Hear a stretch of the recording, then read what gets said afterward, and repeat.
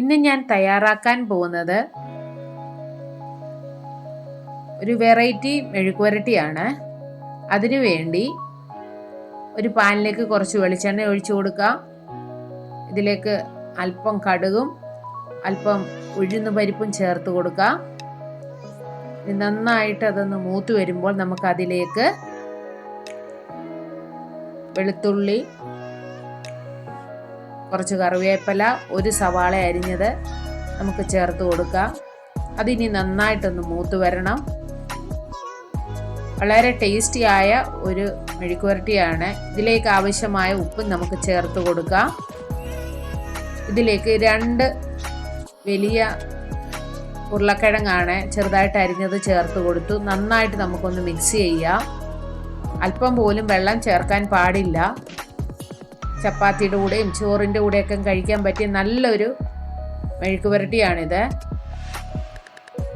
ഇനി നമുക്കിതൊന്ന് അടച്ചു വെച്ച് ചെറുതായിട്ട് വെന്ത് വരൂ.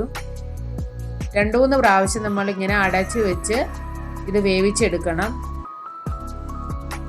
ഇതുപോലെ നിങ്ങൾ തയ്യാറാക്കിയിട്ടില്ലെങ്കിൽ ഈ രീതിയിലൊന്ന് തയ്യാറാക്കൂ.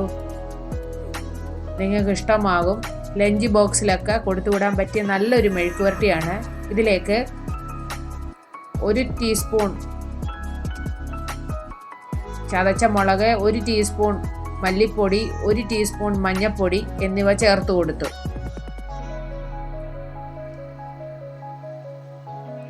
ഇതിലേക്ക് 1/2 ടീസ്പൂൺ ഗരം മസാലയും ചേർത്ത് കൊടുത്തു. ഇതിലേക്ക് ഒരു 10 വെണ്ടയ്ക്ക ചെറുതായിട്ട് അരിഞ്ഞത് ചേർത്ത് കൊടുത്തു. ഇനി നന്നായിട്ട് നമുക്ക് മിക്സ് ചെയ്യാം.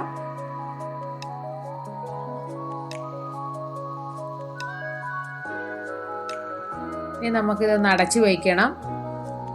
ചെറിയ തീയിലിട്ട് നമുക്കിത് മൊരിച്ചെടുക്കാം.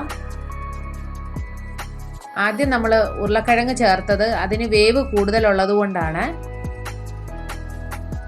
ഇനി നന്നായിട്ട് നമുക്ക് മിക്സ് ചെയ്യാം. ഇപ്പം നമ്മുടെ വെറൈറ്റിയായ ഉരുളക്കിഴങ്ങ് വെണ്ടയ്ക്ക മെഴുക്കുവരട്ടി റെഡിയായി.